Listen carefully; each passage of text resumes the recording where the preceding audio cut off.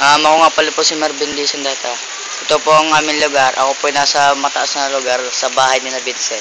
Tignan nyo po kung paano po binabayo ng bagyong Falcon ng aming lugar. Kita-kita nyo po.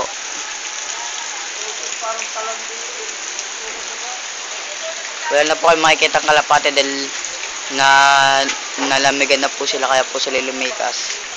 Ito ho, malakas po ulan dito. Baka po bukas wala po kaming pasok. Ito nga pala po isa ko si Rap ang may bahay. Tingnan nyo lang po gano'ng kalakas ang bagyong Falcon. Uy,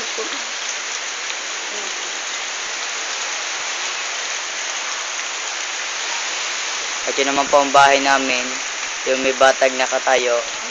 Doon po nakalagay ang tindahan. So, malakas po ang bagyo. ay sa mga kaway nan. Ito na po. Ay sa kaway nan. Hindi alam.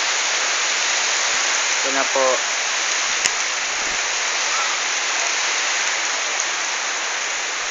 Ang kawayan po namin ay matutumba na sa sobrang lakas itong bagyo nito.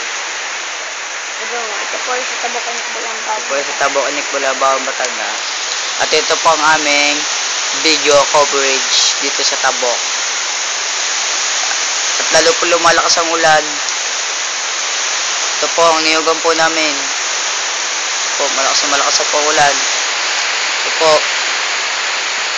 Kitang-kita nyo po kung gano'ng kalakas. Yung mga puno po dito. Ay tabingin na. Kaya po malas kami pag naulan dito dahil puro gubat po dito.